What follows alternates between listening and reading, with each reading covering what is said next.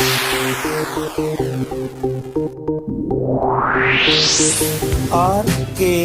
स्वागत है दोस्तों आपका एक बार फिर से हमारे YouTube चैनल RKB कैंफी वीडियोस में। चैप्टर नंबर 3 धातु और अधातु के पाठ्यनीति प्रश्नों के बाद आपके अभ्यास के प्रश्न चले हुए हैं, जिनमें हमने आपको पहले 7 प्रश्न बता दिए हैं। आज हम आपके लिए जो लेकर आए हैं वीडियो, इसमें हम शुरू करते हैं प्रश्न नंबर 8 और उससे आगे क्वेश्चन। तो आइए देखते हैं इस 8वें क्वेश्चन में क्या पूछा गया है। क्वेश्चन नंबर 8 में दिया है कि किसी धातु M के विद्युत अपघटनी परिष्करण में आप एनोड, कैथोड एवं विद्युत अपघट्य किसे बनाएंगे। क्वेश्चन नंबर 8 में आपको दिया गया है कि यदि कोई धातु M ले ली जाए और उसका हम विद्युत अपघटनी विधि द्वारा शोधन करते हैं, तो उसमें से हम किस प्रकार से एनोड और कैथोड का निर्धारण करते हैं। तो विद्युत अपघटनी शोधन की विधि आपको थ्योरी में पूर्णतः बताई गई है, जिसमें हम एक विद्युत अपघटनी सेल का प्रयोग करते हैं। इस सेल में क्या होता है, एक तो विद्युत अपघट्य द्रव पदार्थ लिक्विड पदार्थ भर दिया जाता है और उसमें 2 छड़ प्रयुक्त कर ली जाती हैं इलेक्ट्रोडों के रूप में। एक छड़ जो होती है वो अशुद्ध छड़ होती है और उसे सामान्यतः मोटे रूप में लिया जाता है, जबकि एक बारीक छड़ ली जाती है जो कि आपकी शुद्ध अवस्था में ली जाती है। जिस धातु को हमें शुद्ध करना है, जैसे यहाँ पर M धातु ली गई है, तो इस M धातु के लवण का विलयन ही यहाँ पर विद्युत अपघट्य के रूप में प्रयुक्त किया जाएगा। ये आपका आ जाएगा विद्युत अपघट्य के रूप में। अब जैसे ही इनमें हम यहाँ पर बैटरी लगाकर विद्युत धारा प्रवाहित करते हैं, तो अशुद्ध धातु से जो आयन है वो विलयन में आएंगे और विलयन से शुद्ध धातु पर आयन जमा होने शुरू हो जाते हैं। इसमें जो अशुद्ध धातु है वो आपकी एनोड का कार्य करती है, जबकि शुद्ध धातु कैथोड का कार्य करती है और अशुद्धि यहाँ नीचे एकत्र हो जाती है, जिसे एनोड मड कहा जाता है। तो इस क्रम में आप इसको याद कर सकते हैं। जैसे कि M धातु के स्थान पर अगर हम यहाँ पर कॉपर धातु ले लें, तो शुद्ध भी कॉपर अशुद्ध भी कॉपर। अब यहाँ जो लवण आएगा वो कॉपर सल्फेट का ले लीजिए, कॉपर नाइट्रेट का ले लीजिए, या ये कॉपर क्लोराइड का ले लीजिए, तो कोई भी जो आयन होगा वो कॉपर धातु का ही होगा। अगर हम यहाँ पर कोई अन्य धातु ले रहे हैं, जैसे जिंक ले रहे हैं, तो जिंक और जिंक का लवण यानी जिंक क्लोराइड, जिंक सल्फेट आदि का प्रयोग हम लवण के रूप में कर सकते हैं। इस क्वेश्चन में तो केवल इतना ही कहा गया था। अब देख लेते हैं क्वेश्चन नंबर 9 को भी। क्वेश्चन नंबर 9 में कहा है कि प्रत्यूष ने सल्फर चूर्ण को स्पेचुला, एक चम्मच सी होती है जिसमें चित्र में दिखाया गया है आपको, स्पेचुला में लेकर उसे गर्म किया। चित्र के अनुसार एक परख नली को उल्टा करके उसने उत्सर्जित गैस को एकत्र किया।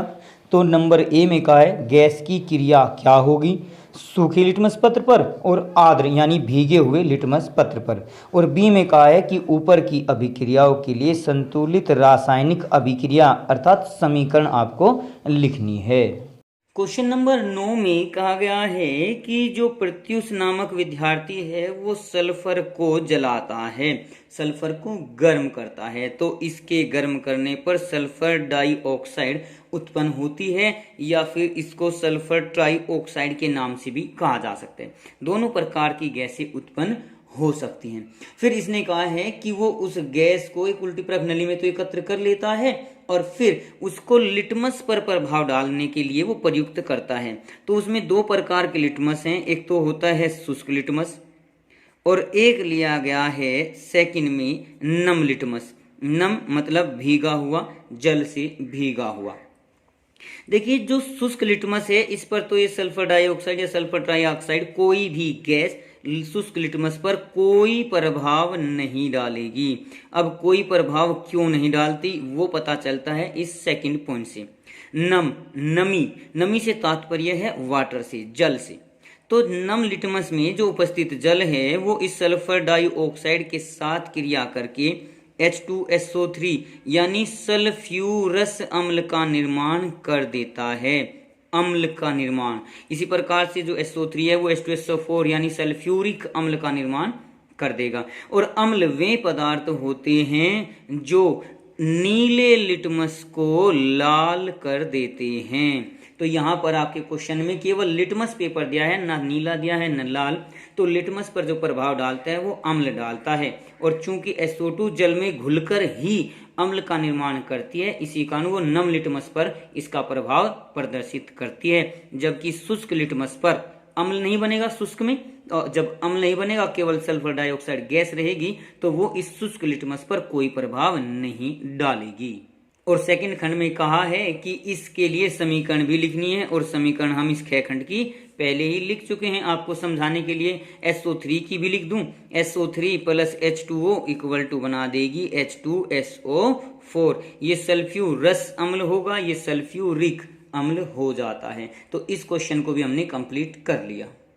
क्वेश्चन नंबर 10 के अनुसार लोहे को जंग से बचाने के लिए 2 तरीके बताइए। क्वेश्चन नंबर 10 में कहा गया है कि लोहे का संक्षारण से हमें बचाव करना है, उस पर जंग लगने से बचाना है। तो संरक्षण से बचाव के लिए हम क्या क्या विधि प्रयुक्त कर सकते हैं, वो हम 2 कार्य कर सकते हैं। एक तो उस पर पेंट या ग्रीस आदि लगाकर उसका बचाव कर सकते हैं। दूसरा प्रकार हमारा है गैल्वेनाइजीकरण। गैल्वेनाइजीकरण हमने पिछली वीडियो में भी आपको बताया था कि उस पर जिंक की परत चढ़ाकर भी हम लोहे को संक्षारण से बचा सकते हैं। अब यहाँ पेंट द्वारा जो होता है, क्या होता है, जब हम किसी भी लोहे की वस्तु पर पेंट या ग्रीस कर देते हैं तो उसके पास बाहरी नमी और अन्य गैसें नहीं आ सकती, जिस कारण लोहे का संक्षारण हो जाता है, यानी उस पर जंग नहीं लगता। इसी प्रकार से एक बात और बता दूं, यहाँ पर जो गैल्वेनाइजीकरण है ये अलग से पूछा जा सकता है कि गैल्वेनीकरण क्या होता है, गैल्वेनाइजेशन क्या होता है। तो किसी धातु पर, सामान्यतः लोहे पर जिंक की परत चढ़ाना ही गैल्वेनीकरण या गैल्वेनाइजेशन कहलाता है। एक्चुअल में जो जिंक होता है वो लोहे से ज्यादा क्रियाशील होता है। इस क्रिया में होता क्या है कि लोहे पर जंग नहीं लगता, उससे पहले ही जिंक अपने आप को समाप्त कर देता है, जिंक का विघटन हो जाता है, उसका संक्षारण हो जाता है। इस प्रकार के बचाव को सैक्रिफिशियल यानी बलिदानी रक्षण भी कहा जाता है। तो अगर बलिदानी रक्षण पूछा जाए, बलिदानी रक्षण का मतलब क्या है कि जिंक लोहे को बचाने के लिए अपना स्वयं का बलिदान दे देता है, इसलिए इसको बलिदानी रक्षण कहा गया है। तो इस प्रकार से आप यहाँ पर इनकी व्याख्या, मैंने तो केवल आपको बोलकर बताया है, आप अपने नोट्स में जब आंसर लिखेंगे तो इनकी पूरी व्याख्या लिख लेना। अब आइए देखते हैं क्वेश्चन नंबर 11 को। क्वेश्चन नंबर 11 में आपसे पूछा है कि ऑक्सीजन के साथ संयुक्त होकर अधातुएं कैसा यानी किस प्रकृति का ऑक्साइड बनाती है, अर्थात उस अधातु ऑक्साइड की प्रकृति क्या होती है। क्वेश्चन नंबर 11 में दिया हुआ है कि अगर कोई भी अधातु नॉन मेटल ऑक्सीजन के साथ क्रिया करती है तो क्या बनता है। वैसे तो ये बार बार आ चुका है कि यहाँ पर अधातु का ऑक्साइड बनेगा। अब ये ऑक्साइड किस प्रकृति का होता है, जैसे कि हमने कार्बन को ले लिया, कार्बन ऑक्सीजन के साथ क्रिया करके CO2 बना देता है। अब ये CO2 जल के साथ घुलकर सीधा H2CO3 यानी कार्बोनिक अम्ल बना देती है, अम्ल का निर्माण कर देती है। तो हम कह सकते हैं कि अधातु ऑक्साइड अम्लीय प्रकृति के होते हैं। क्वेश्चन में भी यही पूछा है कि ये किस प्रकार का ऑक्साइड बनाता है। अगर हम यहाँ पर कोई धातु ले लें तो धातु ऑक्सीजन के साथ क्रिया करके धातु ऑक्साइड बनाता है, और धातु ऑक्साइड जैसे सोडियम को ही ले लें, Na+O2 इक्वल टू Na2O। ये Na2O धातु ऑक्साइड जल के साथ क्रिया करके NaOH का निर्माण कर देती है, जो कि अक्षार होता है। यानी धातु ऑक्साइड किस प्रकार के होते हैं, अक्षारीय प्रकृति के होते हैं। तो एग्जाम में तो केवल आपसे जो पूछा जाएगा उसी का जवाब देना है, यहाँ मैंने दोनों के जवाब आपको दे दिए। अब इसके पश्चात देखते हैं हम क्वेश्चन नंबर 12 को। क्वेश्चन 12 में आपको कुछ क्वेश्चन दिए गए हैं और उनमें आपसे कारण पूछा है। कहा कि कारण बताइए, जिनमें सबसे पहला खंड है ए, जिसमें कहा गया है कि प्लेटिनम, सोना एवं चांदी का उपयोग आभूषण बनाने के लिए किया जाता है, ऐसा क्यों है? यानी इन्हीं धातुओं से आभूषण क्यों बनाए जाते हैं? क्वेश्चन नंबर 12 में 3 खंड दिए गए हैं, जिसमें से पहला खंड दिया है कि आभूषण बनाने में हम सोने, चांदी आदि का प्रयोग क्यों करते हैं। तो देखिए, इसमें जनरली आपका प्लेटिनम, चांदी और सोने का ही प्रयोग किया जाता है। इसका कारण क्या है? एक तो ये बहुत ही चमकदार होते हैं, यानी ये धातुओं के जो प्रमुख गुण होते हैं उनको व्यक्त करते हैं। तो ये चमकदार होने के साथ साथ आघात वर्धनीय भी होती हैं। आघात वर्धनीय यानी अगर इनको पीटा जाता है तो फिर ये चादर के रूप में, और तन्यता भी होती है इनके अंदर, यानी तार के रूप में जो इनकी विशेष प्रकार की कड़ियां होती हैं जिनके द्वारा इनकी चैन का निर्माण किया जा सकता है, ये तार के रूप में बदलकर या चादर के रूप में बदलकर इनको बहुत बारीक चादरों में बदला जा सकता है।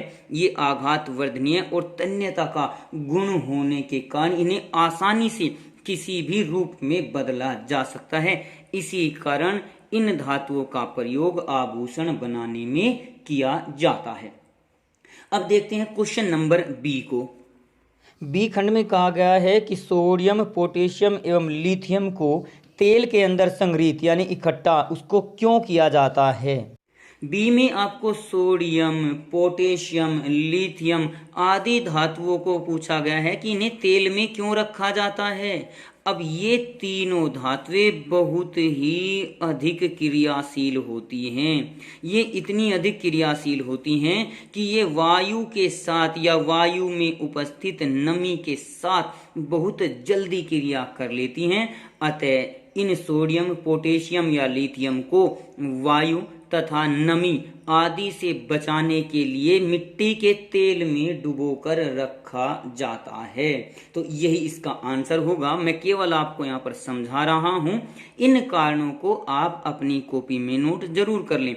जैसे एक बार दोबारा से इसको बता रहा हूँ कि सोडियम, पोटेशियम, लिथियम अत्यधिक क्रियाशील धातुएं होती हैं जो बहुत तेजी से, बहुत जल्दी वायु या नमी के साथ क्रिया कर लेती हैं। अतः इन्हें वायु या नमी से बचाने के लिए मिट्टी के तेल में डुबोकर रखा जाता है। इसी प्रकार से एक अधातु फास्फोरस भी होती है। ये वायु के साथ तो क्रिया कर लेती है लेकिन जल के साथ क्रिया नहीं करती, इसलिए फास्फोरस को जल में डुबोकर रखा जाता है। तो ये भी क्वेश्चन पूछा जा सकता है कि इसे जल में डुबोकर क्यों रखते हैं। तो क्योंकि फास्फोरस बहुत अधिक क्रियाशील है, जो जल के साथ क्रिया नहीं करता परंतु वायु के साथ आसानी से क्रिया कर लेता है। इसी कारण फास्फोरस को जल में डुबोकर रखा जाता है। अब देखिए क्वेश्चन नंबर सी को।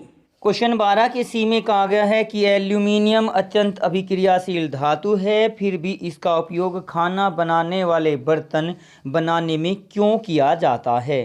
क्वेश्चन नंबर सी में दिया गया है कि एल्यूमिनियम एक क्रियाशील धातु होती है लेकिन फिर भी इसका प्रयोग बर्तन बनाने में, तार बनाने में क्यों किया जाता है। तो इसका कारण क्या है कि देखिए, बर्तन जब हम बनाते हैं तो उसमें हमें ऊष्मा का अच्छा सुचालक चाहिए होता है। तो यहाँ पर यही बात लिख सकते हैं, क्योंकि एल्यूमिनियम ऊष्मा का एक अच्छा चालक होता है, जिस कारण एल्यूमिनियम का उपयोग खाना पकाने के बर्तन बनाने में किया जाता है। और अब अंतिम क्वेश्चन को लेकर चलते हैं, जो कि डी क्वेश्चन आपको दिया गया है। और अंतिम डी पार्ट में पूछा गया है कि निष्कर्षण प्रक्रम में कार्बोनेट एवं सल्फाइड अयस्क को ऑक्साइड में परिवर्तित क्यों किया जाता है। यानी ऑक्साइड से धातु प्राप्त क्यों करते हैं, कार्बोनेट और सल्फाइड अयस्क से धातु प्राप्त क्यों नहीं कर सकते। इस क्वेश्चन में एक्चुअल में ये पता होना चाहिए था कि हम सल्फाइड जो प्रक्रम होता है उसमें हम सल्फाइडों का या फिर कार्बोनेटों का या किसी भी हैलाइड का प्रयोग क्यों नहीं करते, हम केवल ऑक्साइडों का ही प्रयोग क्यों करते हैं। तो क्योंकि ऑक्साइड का कार्बन द्वारा जो अपचयन किया जाता है वो बहुत ही आसान होता है, बहुत ही कम तापमान पर किया जा सकता है। इसी कारण निष्कर्षण प्रक्रम में हम धातु ऑक्साइड को अपचयन के लिए प्रयुक्त करते हैं। या ये कहा जा सकता है कि सल्फाइडों, कार्बोनेटों या धातु हैलाइडों का अपचयन बहुत मुश्किल होता है, आसानी से नहीं होता। इसी कारण अपचयन प्रक्रिया में इन यौगिकों का प्रयोग नहीं किया जाता है। अब इसके पश्चात आपके कुल क्वेश्चन जो है वो 16 तक हैं। हमने आज की वीडियो में आपको 12 क्वेश्चन तक करा दिए, तो बाकी बचे हुए 4 क्वेश्चन हम आपको नेक्स्ट वीडियो में प्रस्तुत कर देंगे, यानी नेक्स्ट वीडियो में हम आपका ये चैप्टर कंप्लीटली समाप्त कर देंगे। तो आज की वीडियो के लिए आपका धन्यवाद। आज की वीडियो में बस इतना ही। अगली वीडियो प्राप्त करने के लिए हमारे चैनल को सब्सक्राइब करें, वीडियो को लाइक करें और अगर वीडियो अच्छी लगे तो कमेंट्स करें और दोस्तों को भी शेयर करें।